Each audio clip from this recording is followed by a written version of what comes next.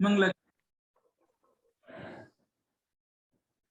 वंदे तु सर्व सिद्धे ध्रुवमचल मनोभवं गदिं पार्थे गोच्छामि समय पाहुरु मिणमो सुध केवली गणिगम।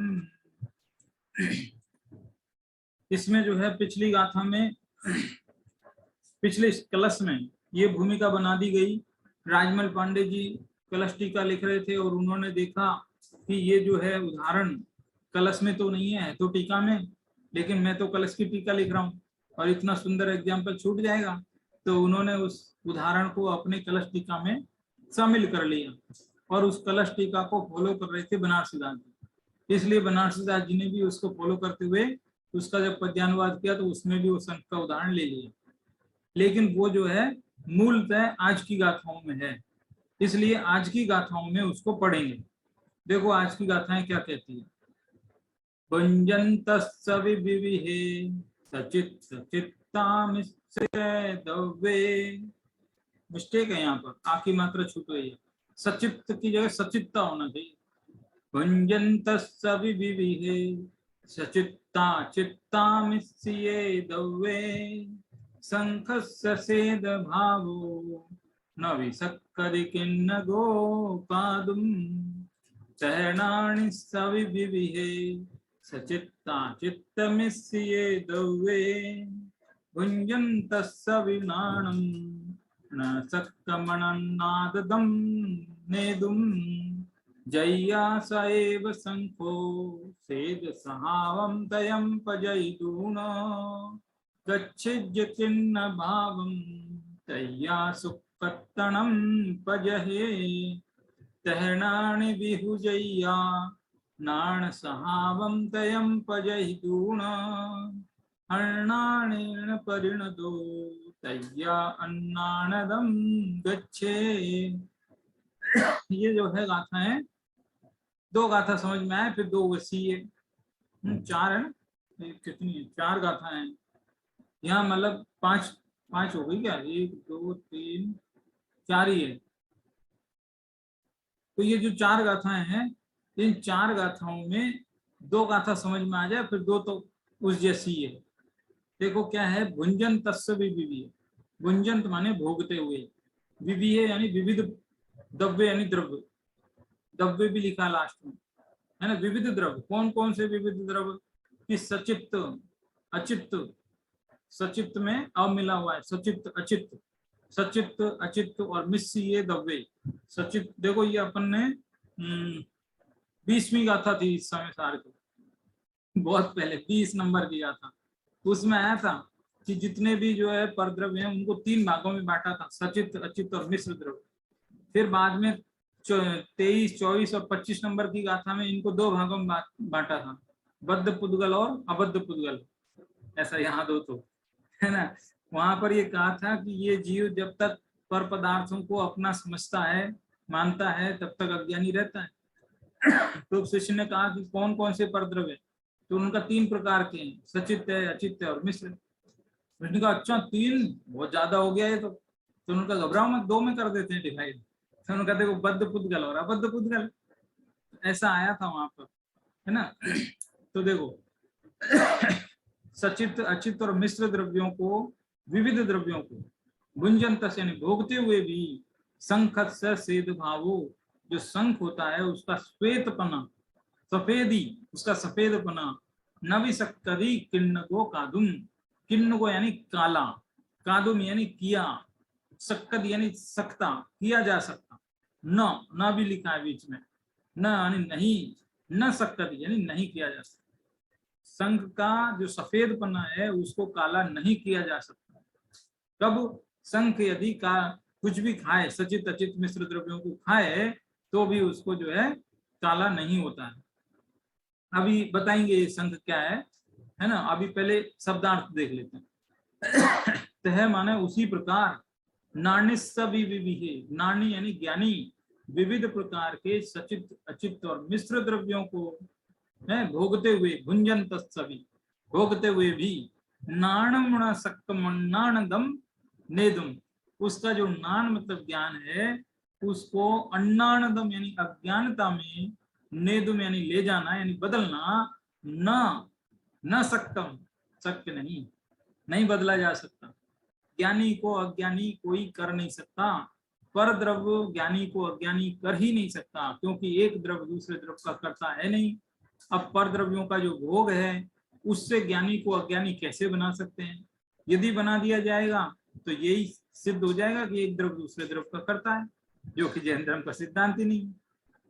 ये बात को कितनी ध्यान नहीं जाता हमारा, बहुत ही एकदम विचित्र बात है ये, है ना। तो देखो, जय्या स एव शंखो, अब पहला उदाहरण है ना, उसी उदाहरण को अभी वो आगे बढ़ा रहे हैं।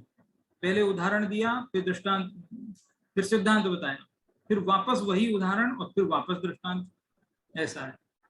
तो देखो, जय्या, जय्या मतलब जब, स एव शंखो वही शंख, दूसरा वाला शंख नहीं, वही सफेद वाला शंख, सेद सहावम सफेद स्वभाव को, पजई दूण, ये जो तयम है ना, तयम की जगह मेरे ख्याल में स्वयं होना चाहिए क्या, लेकिन यहाँ पर भी तयम ही लिखा है, इसका मतलब है स्वयं। स्वयं जो है पजही दूण यानी छोड़कर, स्वयं ही अपने स्वेद स्वभाव को छोड़कर, गच्छिज्य किर्ण भावम, कालेपने को परिणमित हो जाए, काला बन जाए, तैया यानी तभी, सुख तनम पजहे, तभी उसका जो है सफेदी दूर होती। काला तो होता है लेकिन मिट्टी खाने से काला नहीं होता, स्वयं ही काला होगा तो होगा, ये समझाना चाह रहे हो, है ना। फिर से देख लीजिए, जय्या यानी जब, स एव शंखो वही सफेद वाला शंख, सेद सहावम स्वयं पजहि दूणम, अपने श्वेत स्वभाव को स्वयं ही छोड़ करके, किन्न भावम गच्छे, यदि काला हो जाए, तैया यानी तभी उसका शुक्लपना छूटता है, तभी वो काला होता है, कोई दूसरा काला नहीं करता। तह मतलब उसी प्रकार, नाणी भी हु जय्या, जब, जय्या मतलब जब, नाणी यानी ज्ञानी भी, स्नान सहावम ज्ञान स्वभाव को, स्वयं ही पजहि दूण मतलब छोड़कर, इसी प्रकार ज्ञानी भी अपने ज्ञान स्वभाव को स्वयं छोड़ता है, अन्नानेन परिणतो, और अज्ञान रूप परिणमित होता है, तैया मतलब तभी, अन्नानदम गच्छति, तभी वो अज्ञानी हो सकता है। ऐसा नहीं कि कोई दूसरा उसको अज्ञानी कर दे, कोई भी उसको अज्ञानी कर दे, ऐसी दुनिया में शक्ति नहीं है। वो खुद अज्ञानी हो जाए तो हो जाए, दूसरा नहीं कर सकता। ऐसी शंख काला होगा तो खुद अपनी योग्यता से होगा, उसको कोई दूसरा काला नहीं कर सकता। ये सिद्धांत बता रहे हैं। कुल मिलाकर चारों गाथाओं का सार ये है कि एक द्रव्य दूसरे द्रव्य का कर्ता नहीं है। जब भोग भोगने से कोई मतलब अज्ञानी होता हो तो इसका मतलब भोग हमें अज्ञानी बना देंगे, तो ये तो बात गड़बड़ हो जाएगी। हिंदी गद्यानुवाद पद्यानुवाद देखिए, जो अचित और सचित एवं मिश्र वस्तु भोगते, भी शंख के शुक्लत्व को ना कृष्ण कोई कर सके। त्यों अचित और सचित एवं मिश्र वस्तु भोगते, विज्ञान के ना ज्ञान को अज्ञान कोई कर सके। जब स्वयं शुक्लत्व तज वह कृष्ण होकर परिणमे, तब स्वयं ही हो कृष्ण एवं शुक्ल भाव परित्यजे। इस ही तरह जब ज्ञानी जन निज भाव को परित्याग कर, अज्ञानमय हो परिणमित, तब स्वयं अज्ञानी बने। स्वयं अज्ञानी वो खुद ही बनता है, पर द्रव्य ज्ञानी नहीं बनाता है। एक बात ये भी समझ में आती है कि ज्ञानावरणी कर्म हमें अज्ञानी नहीं बनाता, मोहिनी कर्म हमें अतत्व श्रद्धानी नहीं बनाता। ये कर्म अपनी जगह है और जीव की स्वयं की भूल है, ऐसा कह करके सारी दारोमदार सारी जिम्मेदारी सब कुछ जीव को संभला दी। ये जीव की परतंत्रता नहीं है, ये जीव की स्वतंत्रता है। यदि कोई द्रव्य कोई भी कर्म हमें, जैसे दर्शनावर्णी सुला दे, सुलाने का काम है ना, निद्रा नींद आती है दर्शनावर्णी से है, और दर्शनावर्णी सुला दे, ज्ञानावर्णी थोड़ा ज्ञान कम करा दे, तब तो जीव पराधीन हो जाए, कर्मों के वश में हो जाए। लेकिन कर्म की वजह से नहीं होता है, इसलिए जीव को स्वतंत्र बताया जा रहा है। जीव स्वतंत्र है। जीव ही क्या, सभी पूरे छहों द्रव्य स्वतंत्र है, ये बात यहाँ समझाई जा रही है। अब ये बात समझ में आई होगी। इसमें थोड़ी सी देखो, बात ये है कि जो ये शंख की बात चल रही है, उदाहरण में शंख लिया है, आपको लगता होगा शंख भी कोई मिट्टी खाता है? शंख तो शंख होता है, हमने तो देखा मंदिरों में लोग उसको जो है बजाते हैं फूंक मार करके। वो शंख, शंख तो निर्जीव है, वो क्या खाएगा? कि नहीं नहीं, शंख दो इंद्रिय जीव है। शंख दो इंद्रिय जीव होता है। जो मंदिर में जो शंख आपने देखा है वो तो निर्जीव हो गया। निर्जीव इसलिए हो गया कि उसके अंदर जो जीव था वो निकल गया। शंख एक प्रकार का घर होता है, जीव का घर है, उसके अंदर जीव रहता है। जो समुद्र में जीव होते हैं, समुद्री जीव, वो एक कोई जलचर जीव है जो समुद्र का जीव, वो उसके अंदर रहता है, वो उसका घर है। इसलिए वो और घर भी देखो, हम जिस घर में रहते हैं ईंट चूने पत्थर का बना हुआ घर है, तो ये तो निर्जीव है।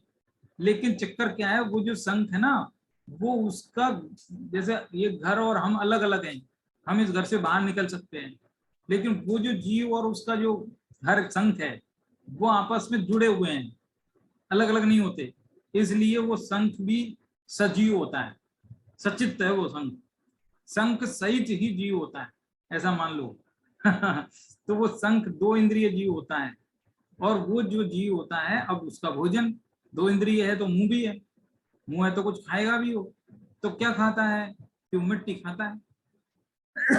मिट्टी खाता है, मिट्टी में भी छोटे छोटे जीव हो सकते हैं, तो उन जीवों को भी खा लेता है, मिट्टी को भी खा लेता है? तो वो जो मिट्टी खाने वाला जो शंख है, सचित्त शंख की बात है। तो वो जो सचित्त शंख है, वो काली काली मिट्टी खाता है। मिट्टी काली काली है मान लो, और उसको खाता है। तो काली काली मिट्टी खाने से वो शंख काला नहीं हो जाता, सफेद ही बना रहता है। ऐसा ना, हम मान लो लाल तरबूज खाते हैं तो लाल तो हो नहीं रहे, हल्दी पीली पीली खा रहे हैं तो पीले हो नहीं रहे। छोटे बच्चे होते हैं तो उनको समझाते, देखो बेटा चाय मत पियो, चाय पीने से काले हो जाते हैं। तो एक द्रव्य दूसरे द्रव्य को ऐसा कुछ करता नहीं। है ना, कई लोग चाय बहुत पीते हैं लेकिन फिर भी काले नहीं होते हैं। तो ऐसा कुछ नहीं है कि वो परद्रव्य ऐसा हो। ऐसा है ना, जैसे पेड़ पौधे होते हैं, पेड़ पौधे हरे होते हैं, तो हरी पत्तियां होती है, तो बच्चा पूछे कि ये हरी होती है सब पत्तियां, ऐसा क्यों है? ये हरे हरे हरे पेड़ क्यों होते हैं? हम एक काम करते हैं, लाल कलर का पानी जो है इसमें डालेंगे, जो प्लांटेशन करते पानी डालते हैं ना, वाटर सुबह सुबह सींचने के लिए, तो उसमें लाल कलर करके डाल देंगे तो पेड़ लाल हो जाएगा? नहीं होगा। पेड़ तो हरा ही रहता है, क्योंकि एक द्रव दूसरे द्रव को कुछ भी परिवर्तन नहीं करा सकता है। तो ऐसे ही वो जो शंख है, वो जो है काले पदार्थों को खाते हुए भी काला नहीं हो सकता। जब काला होता है तो खुद अपनी योग्यता से होता है, पर पदार्थों के भक्षण से नहीं होता है। इसी प्रकार से जो ज्ञानी है वो पर पदार्थों के भोगने से, 150 नंबर के कलश में है ना, भुंक्ष ज्ञानी ना, यह ज्ञानी है, भोगो तुम तो घबराओ। ऐसा ऐसा कहा ना, भोगो। तो वो यानी कि भोगने से बंद नहीं होता है, और ना ही भोगने की क्रिया से बंद होता है, अपितु भोगने के भाव से बंद होता है। अब तुम्हारे भाव तो रहा नहीं, क्या नहीं, क्योंकि तुम्हारी तो अनंतान बंदी गई, मिथ्या तो गया, तो अब भोगने का भाव तो रहा नहीं, अब घबराते क्यों? ऐसा मतलब वो क्या है, एक तरीके से बहुत ही गूढ़ अर्थ है उसके अंदर, गूढ़ अर्थ, गहन अर्थ है वो। पर द्रव किसी भी अन्य द्रव को पर भाव रूप करने का निमित्त नहीं हो सकता। ये बात थोड़ी सी लगती है अटपटी। क्यों अटपटी लगती है? क्योंकि यहाँ पर निमित्त कह दिया, उपादान नहीं कहा, निमित्त कह दिया। अब निमित्त तो हो ही सकता है पर द्रव, निमित्त भी नहीं हो सकता। इस बात पर लेकर के बहुत विवाद चलता है कि यार गुरुदेव कांजी स्वामी ने तो भाई निमित्त का भी नकार दिया, ऐसे थोड़ी होता है, निमित्त तो है ना। तो देखो इसमें क्या है, कोई भी द्रव्य, किसी भी द्रव्य का, कोई भी एक द्रव्य किसी भी दूसरे द्रव्य का निमित्त नहीं होता है। ये बहुत बड़ा सिद्धांत है, समझना। तो निमित्त क्या होता है कि वो जो द्रव्य है ना, वो द्रव्य नहीं होता, द्रव्य की पर्याय होती है निमित्त।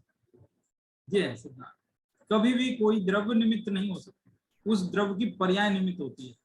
अब जैसे आप कहो कि कमल को खिलने में सूर्य निमित्त होता है, तो ये रॉन्ग है। सूर्य निमित्त नहीं होता, सूर्य की पर्याय। सूर्य की कौन सी पर्याय? उदित होना। सूर्य का उदय होने रूप जो पर्याय है वो निमित्त होती है, सूर्य निमित्त नहीं होता। यदि सूर्य निमित्त हो तो सूर्य तो 12 घंटे तक चमकेगा आकाश में, तो 12 घंटे तक लगातार कमल कैसे खिलेगा? कमल तो एक बार खिल गया, बात खत्म। तो वो एक ही बार सूर्य उदित होता है, इसलिए एक ही बार कमल खिलता है, ऐसा सिद्धांत है। इसलिए पर द्रव किसी भी अन्य द्रव को पर भाव रूप करने का निमित्त नहीं हो सकता। उसी प्रकार पर द्रव रूप भोगों के भोगे जाने पर भी ज्ञानी के ज्ञान को वे पर द्रव अज्ञान रूप नहीं कर सकते। एक द्रव दूसरे द्रव का कर्ता धर्ता नहीं है। जो हरा पौधा है, हरी पत्तियां जिसमें है, अरे ये मीटिंग का क्या बोलते हैं, लिमिटेशन हो गई है मीटिंग की, तो ये मीटिंग जो है 10 मिनट बाद कटेगी, तो फिर वापस जोड़ना पड़ेगा।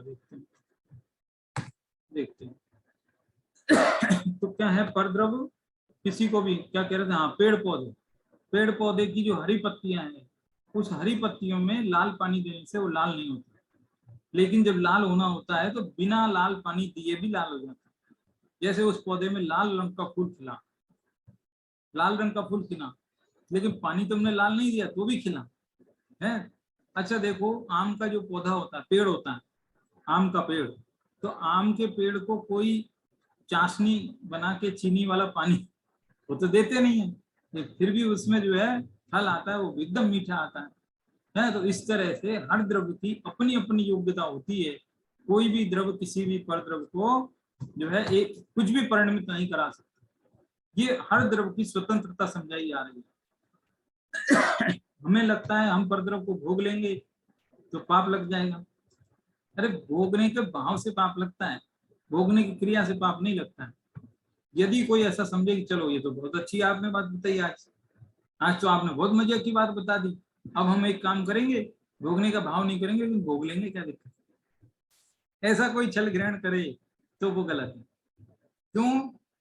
क्योंकि हमारी जो स्थिति है वो ज्ञानी की स्थिति से एकदम विपरीत है, बहुत अलग है। हम तो जब भी कोई चीज भोगते हैं तो बिना भावों के भोग ही नहीं पाते हैं। हमारे अंदर तो अभी भाव है, भोगने की इच्छा है, इसलिए हम बच नहीं सकते। लेकिन ज्ञानी के अंदर क्या है कि वो मिथ्या तो चला गया है, अनंतानुबंधी चली गई है, इसलिए वो बिना इच्छा के भी भोगता है, वो उसकी मजबूरी है। हमें तो अंदर में आनंद है, हम ऊपर ऊपर से कहते हैं नहीं नहीं हम तो इच्छा नहीं है, बस ऐसे ही भोग रहे, ऊपर से कहते हैं, लेकिन सच में अंदर इच्छा है, और ज्ञानी के अंदर से इच्छा नहीं है। एक बात तो ये हो गई। अभी जो दूसरी टीका है जैसे आचार्य की, वो जैसे आचार्य ने इसी संख को 2 भागों में बांटा, संख को 2 भागों में बांटा, थोड़ा और एक्सप्लेन किया उन्होंने। और उन्होंने कहा देखो संख भी 2 प्रकार का है, एक है सचित्त संख, एक है अचित्त संख। जो मंदिर में है ना वो अचित्त संख है। तो कहने का अर्थ क्या है, सचित्त और अचित्त 2 प्रकार के संख है। अब जो अचित्त संख है उसके ऊपर यदि कलर कर देवे, सचित्त संख तो चलो कुछ काली मिट्टी खाएगा इसलिए काला होता है नहीं होता है वो वाला बात है, लेकिन मान लो अचित्त संख है, उसके ऊपर काला रंग पोत दिया जाए, कलर कर दें उसके ऊपर, तब तो काला हो गया वो। तो बोलते हैं नहीं हुआ, क्यों? क्योंकि जो ऊपर से काला दिख रहा है ना वो तो रंग दिख रहा है, उस रंग के अंदर आज अभी भी वो जो शंख है वो सफेद ही है। शंख को काला किया नहीं जा सकता, काला रंग ऊपर से दिख रहा है इसलिए लग रहा है कि वो काला। ये है देखो, हर द्रव्य की स्वतंत्रता बताई जा रही है। तो ज्ञानी जीव भी देखो जैसे ये शंख सचित अचित और मिश्र द्रव्यों के भोगने पर भी काला नहीं हो रहा है, सफेद ही है, ऐसे ही ज्ञानी जीव सचित अचित और मिश्र द्रव्यों को भोगते हुए भी ज्ञानी ही बने रहते हैं, अज्ञानी नहीं होते हैं, क्योंकि परद्रव्य उनको अज्ञानी कर नहीं सकता। जब खुद ही अज्ञान रूप परिणमित होंगे तो अज्ञानी होंगे, ये बात चल रही है इसमें। मूल गाथा में जो संयम शब्द है ना, तयम तयम लिखा है वहां पर, तो तयम संयम कुछ इस तरीके का शब्द आया है जिसका अर्थ है स्वयमेव, स्वयमेव यानी स्वयं ही अपनी उपादानगत योग्यता से, उपादानगत योग्यता से ऐसा होता है। मोहिनीय कर्म का उदय उस अज्ञान भाव को नहीं करता, क्योंकि कर्म का उदय रूप निमित्त जीव के भावों को अज्ञान रूप नहीं कर सकता। कोई भी कर्म का उदय, क्योंकि कर्म का उदय, जैसे कोई कहे कि देखो ये जो अज्ञान रूप, मुझे, मैं अज्ञानी क्यों हूँ, मिथ्या दृष्टि क्यों हूँ, अरे ये मोहिनी कर्म है ना, इसकी वजह से। तो जीव अपनी भूल को दूसरों पर थोपता है, ऐसा स्वभाव है, अपनी भूल को दूसरों पर थोपता है।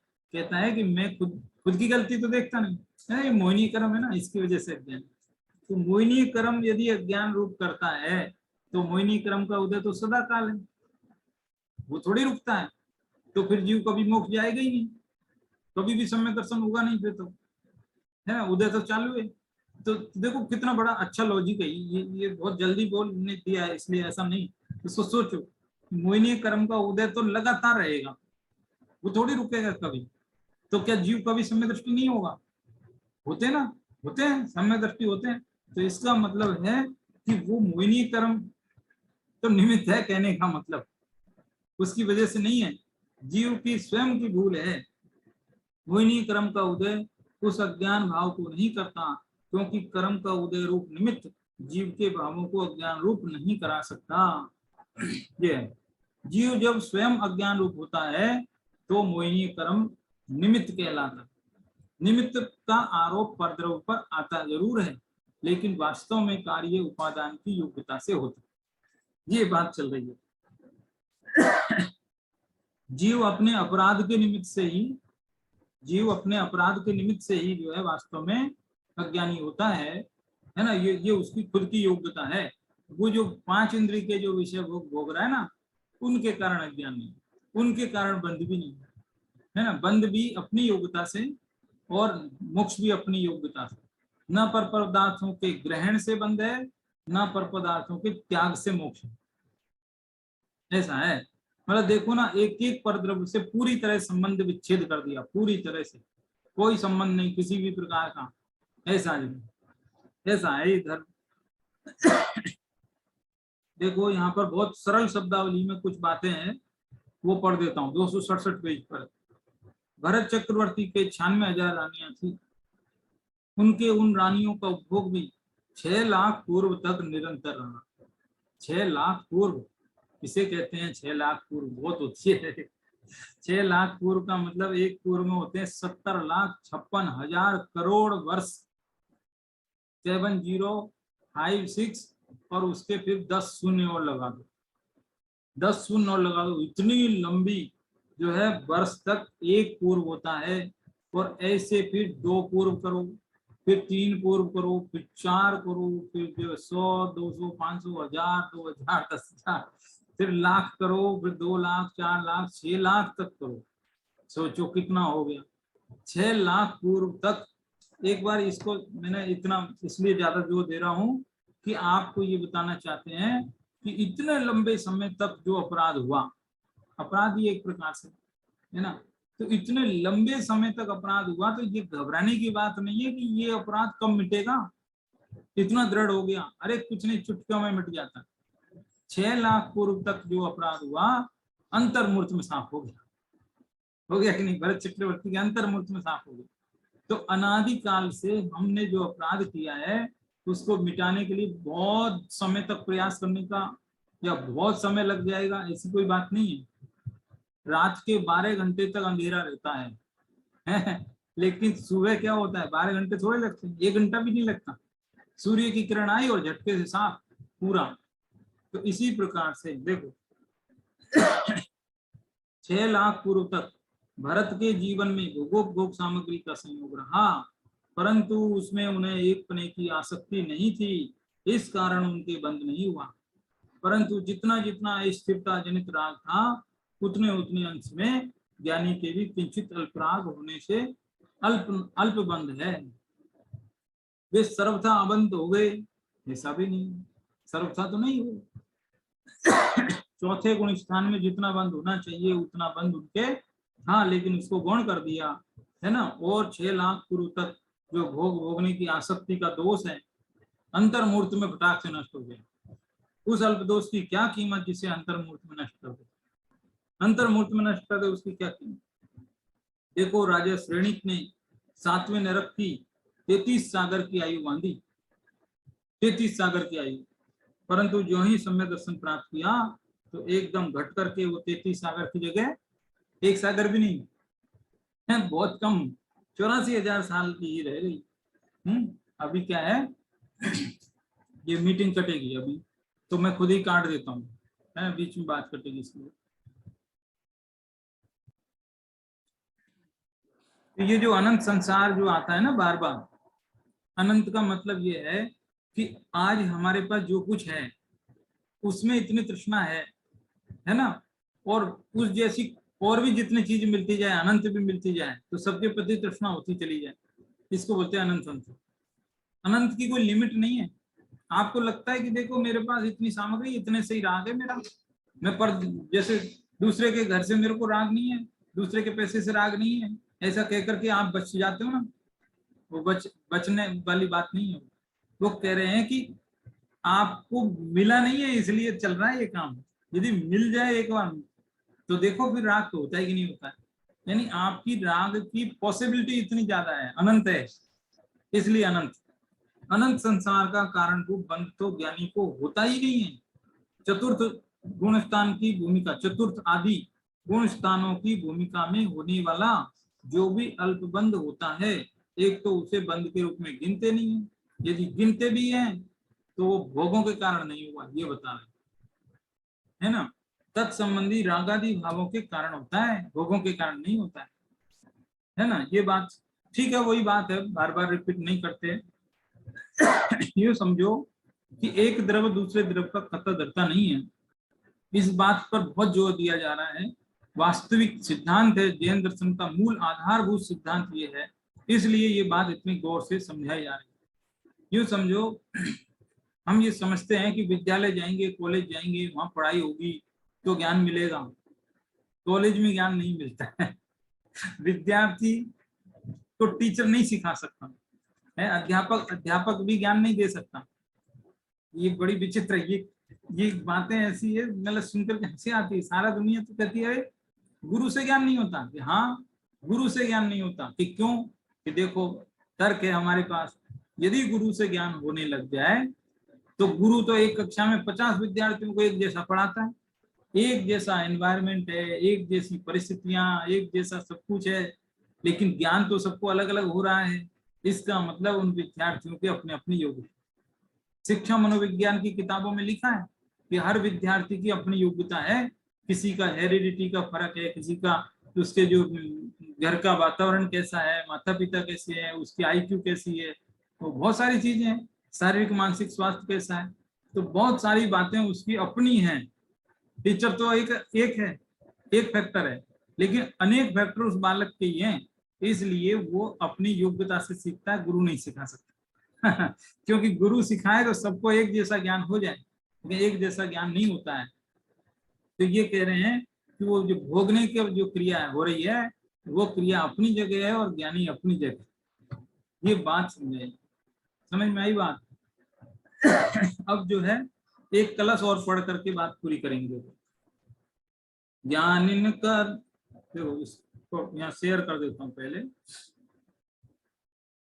ज्ञानिन कर्म न जातु कर्तुमुचितम किंचित तथाप्युच्यते भुंक्षे हंत न जातु मे यदि परम दुर्भोक्तये वासि भो बंध शादुपभोगतो यदि न तत् किं कामचारो स्थिते ज्ञानम संवस्बंधमिष्य परथा स्वस्यापराधात्रुवम्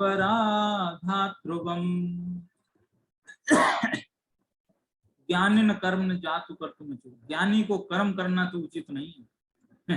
ये जो जस्ट इससे पिछले वाला एक, ये तो 151 नंबर का कलश है, 150 नंबर के कलश में खुद आचार्य अमृतचंद ने कहा था वंश ज्ञान, भोगो भोगो, घबराते क्यों, डरते क्यों, भोगो भोगो।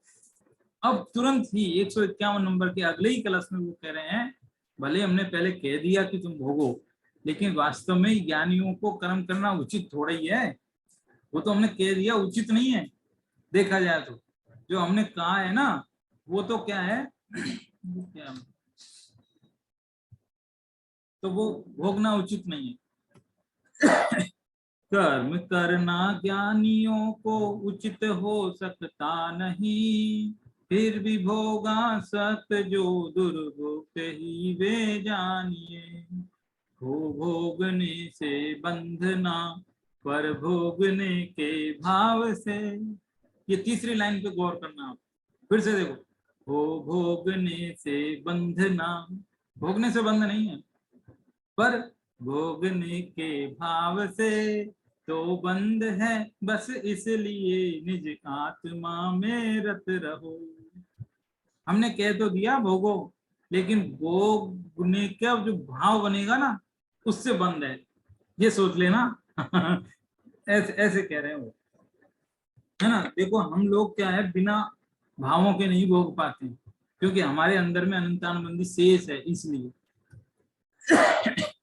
पर द्रव्य के उपभोग से बंद नहीं होता, इसलिए भोगता हूं, है ना। अब इसमें देखो एक चीज गौर करने की है। क्या गौर करने की है? कि जब हम ये जानते हैं कि ये परद्रव्य है, क्या जानते हैं? ये परद्रव्य। एक तरफ तो कह रहे हो ये परद्रव्य है, और दूसरी तरफ कह रहे हो मैं इसको भोगता हूँ, भले ही अनिच्छा से।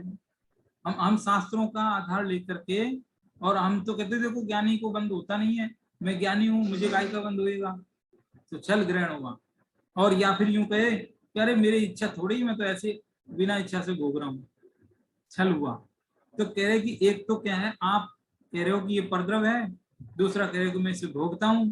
तो जब परद्रव्य को तुम भोगते हो, तो पहली बात तो यही चोरी हो गई।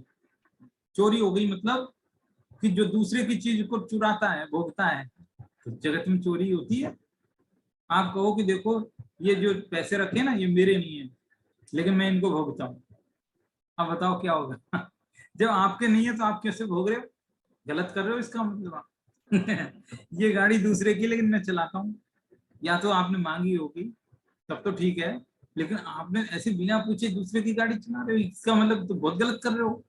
तो ये अन्याय है, अनीति है, सदाचार नहीं है, चोरी है ये।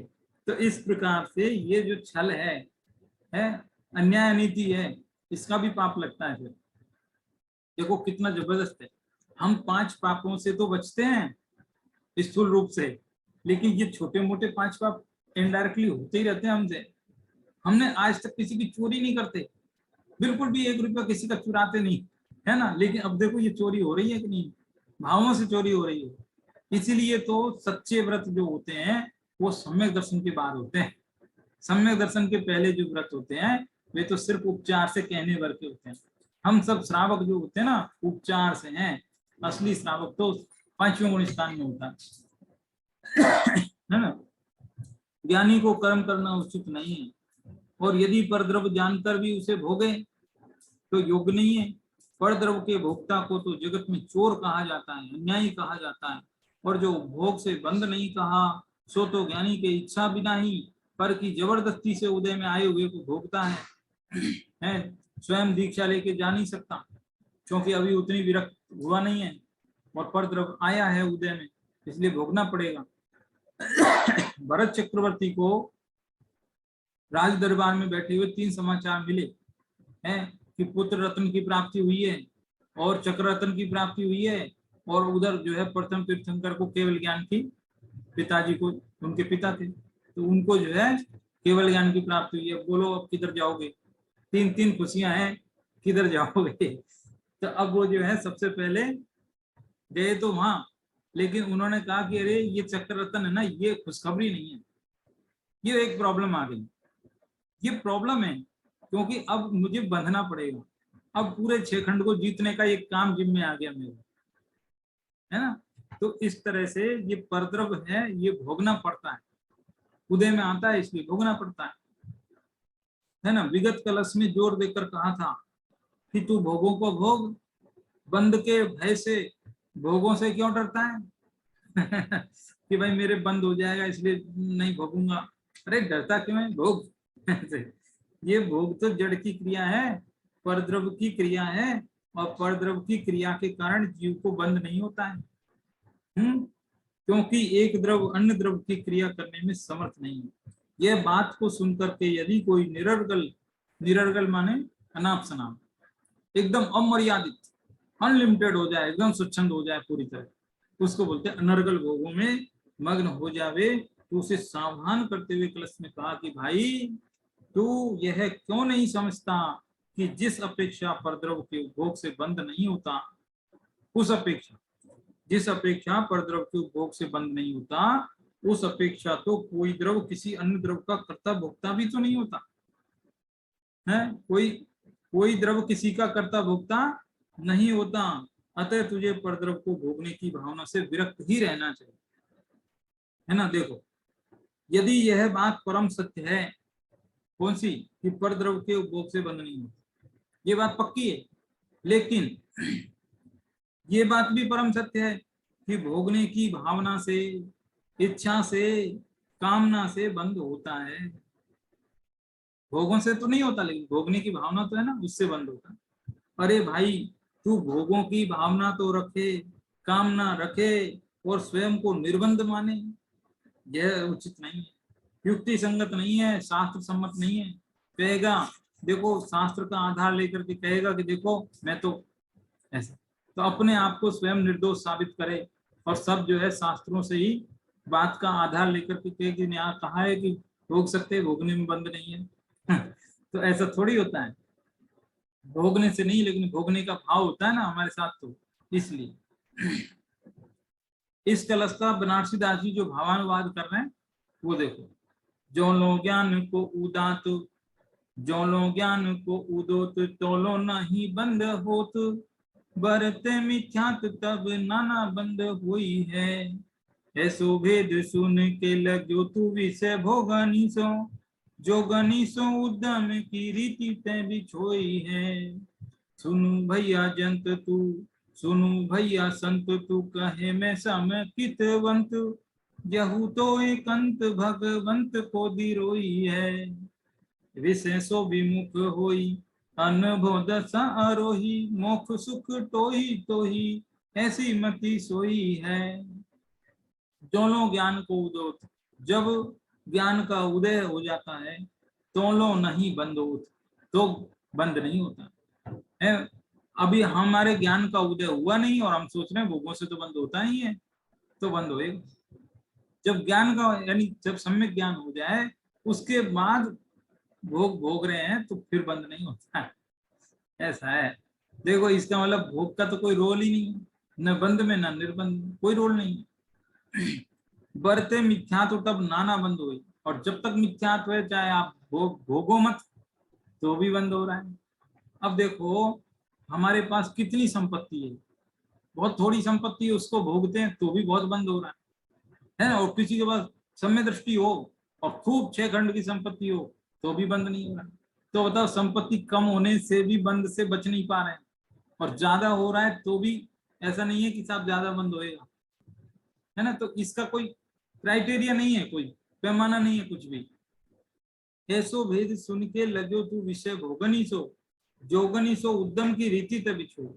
अब तुमने देखा कि भाई ये भोगों से तो बंद होता नहीं है, इसलिए अब तू लगो विषय भोगनी से, विषय भोग भोगने में लग गया।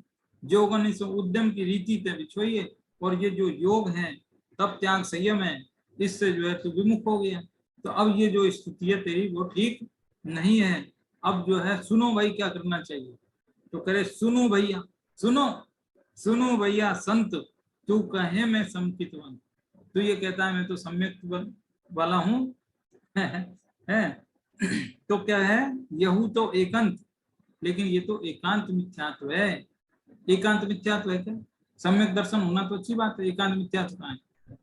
इसलिए कहा कि भाई तू कह रहा है ना मैं सम्यक दृष्टि हूँ इसलिए मेरा बंद नहीं होता, ऐसा कभी सम्यक दृष्टि कहता नहीं है, कभी नहीं कहता है। उसका बस चले तो नहीं भोग है, और तेरा तो बस चल रहा है तो भोग रहा है। तो ये एकांत मिथ्यात्व हो गया। कहने का मतलब ये है कि सम्यक दृष्टि के जो लक्षण होते हैं, जिस प्रकार की रीति नीति होती है, वो रीति नीति तेरे अंदर दिखती नहीं है, और तू बोल रहा मैं सम्यक दृष्टि। इसका मतलब है कि ये एकांत मिथ्यात्व हो गया, है ना।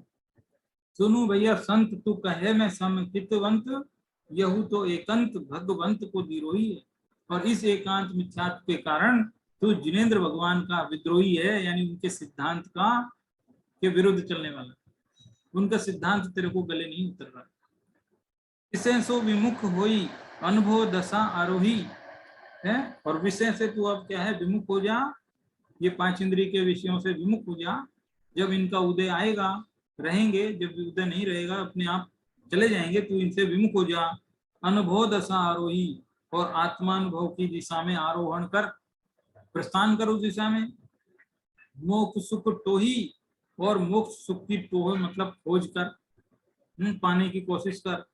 ऐसी मति सोई है, ऐसी बुद्धि ही तुझे शोभा देगी, ऐसी मान्यता ही शोभा देगी। ये नहीं कि मैं तो साहब आपने कह दिया भोगो, भोगने से कोई डर नहीं है, कोई बात नहीं है, तो मैं तो भोग रहा हूँ है। ये बात उसमें भी आई है, मोक्षमय प्रकाशक में भी आई है ये बात। मोक्षमय प्रकाशक में भी इस बात को जो है 7वें अधिकार में, वो जो कौन सी सम्यक दृष्टियों का, मिथ्या दृष्टियों का जो प्रकरण है, उसमें आई है ये बात।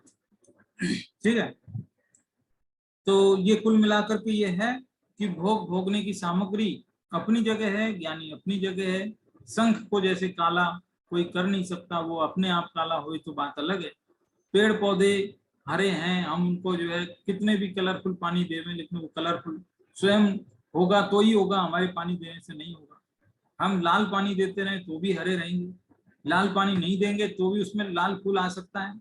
तो ऐसे ही जो ज्ञानी है वो स्वयं ज्ञानी रहता है, परद्रव उसको ज्ञानी न तो बना सकता है, न अज्ञानी बना सकता। अज्ञानी भी वो होएगा तो खुद अपनी उपादान योग्यता से होगा, क्योंकि जैन दर्शन का मूलभूत सिद्धांत है एक द्रव दूसरे द्रव का कर्ता धर्ता 3 काल में संभव नहीं है। हर द्रव के अंदर वज्र की दीवार जैसी अत्यंता भाव की दीवार है मजबूत, जिसकी वजह से कोई भी द्रव किसी का कुछ बिगाड़ नहीं सकता। ये कर्म भी मुझे जो है मिथ्या रूप नहीं करते, कर्म मुझे जगाते नहीं, सुलाते नहीं। यदि वास्तव में ऐसा हो जाए तो फिर मुझ में और सांख्य मत में कोई फर्क ही नहीं रहे। सांख्य मत भी तो यही कह रहा है और मान लो चलो एक बार को मान लेते कि ये कर्म मुझे सुलाते हैं, कर्म ही मेरे को जो मिथ्या कराते हैं, तो अब ये बताओ कर्म का उदय तो कभी रुकेगा नहीं, वो तो चालू ही है। कहते हैं ना प्रति समय हमारे कर्म का उदय चालू ही है, तो चालू ही है तो फिर कब होगा मिथ्यात्व, कब जाएगा, कब सम्यक होगा? कि वो स्वयं अपनी योग्यता से ही होगा, है स्वयं अपनी योग्यता से ही होगा। कर्म का क्या है, जब सम्यक दर्शन होगा तो कर्म अपने आप चला जाएगा। देखो ये जो भाषा ऐसी है, ये भाषा बड़ी कंफ्यूजन करती है। जैसे हम गुण स्थान पढ़ाते ना, तो बार बार वह न चाहते हुए भी भाषा ऐसी बोलते हैं कि देखो मिथ्यात्व ने इसको ऐसा कर दिया, ये कर्म ने ऐसा कर दिया ऐसा ऐसा बोलते हैं। ये यूं कहते हैं देखो चौथे गुण स्थान में सम्यक दर्शन होता है। आज बैठे बैठे मैं सोच रहा था कि ये सेंटेंस भी सही नहीं है देखा जाए तो। चौथे गुण स्थान में सम्यक दर्शन थोड़ी होता है, सम्यक दर्शन होता है तो चौथा गुण स्थान हो जाता है, ये सही है। 2 सेंटेंस फिर से बोलता हूँ, चौथा गुण स्थान होता है तब आत्मानुभव होता है, या आत्मानुभव होता है तो चौथा गुण स्थान हो जाता है। आप कहोगे कि इन दोनों में क्या फर्क है, दोनों बात तो सही है, क्या दिक्कत है? कि दिक्कत ये है कि यदि हम ये बोलते हैं कि चौथे गुण स्थान में आत्मानुभव होगा, तो ये जीव क्या करेगा, आत्मानुभव की कोशिश नहीं करेगा। ये पहले चौथा गुण स्थान ढूंढेगा, किधर पहले देखता हूँ, मैं पहले चौथा गुण स्थान मिल जाए तो उधर चला जाऊं, मेरे को आत्मानुभव हो जाए तो वो प्रयास गलत दिशा, कभी सही प्रयास नहीं होगा। और जब हम कहेंगे कि आत्मानुभव होता है तो चौथा गुण स्थान होता है, तो फिर ये सही प्रयास क्या करेगा, आत्मानुभव का उपाय करेगा। तो हमारे ये 2 सेंटेंस हमारे 2 अलग अलग उपाय दिखा रहे हैं, 2 दिशाओं हमको चौथे गुण स्थान में जाने का प्रयास नहीं करना है, हमको आत्मानुभव का प्रयास करना है, चौथा गुण स्थान तो अपने आप आ जाएगा। ये बात है। तो भाषा में देखो सेंटेंस में कोई पहचान नहीं पाएगा, कोई पकड़ नहीं पाएगा कि मिस्टेक कहाँ हो गई, दोनों सेंटेंस बिल्कुल बराबर है एकदम, लेकिन उसके पीछे भाव समझिए। चौथा गुण स्थान होने पर सम्यक दर्शन नहीं होगा, सम्यक दर्शन होने पर चौथा गुण स्थान हो जाएगा ऐसा है। नहीं तो लोग कहें अच्छा ठीक है तो आने तो देखते हैं, चौथा गुण स्थान जब होएगा तब होएगा, मैं क्या करूँ ऐसा। नहीं नहीं तू करना, जब तू करेगा चौथा गुण स्थान हो जाएगा, ऐसा है। तो इस तरह से कहने का भाव यही है, ये सब जीव के ऊपर ही स्वतंत्रता, पूरी तरह से जीव को स्वतंत्र घोषित किया है। ऐसा ही जैन दर्शन का सिद्धांत है। ऐसी ही विचित्र बात है, ये उपादान की बात है, इसको थोड़ा समझ लीजिए, एक बार पढ़ लीजिए, इससे सब क्लियर हो जाएगा। ठीक है, आज की बात को यही विराम देते हैं। धन्यवाद। जय जिनेन्द्र। जय जिनेन्द्र सर। हाँ जी, जय जिनेन्द्र।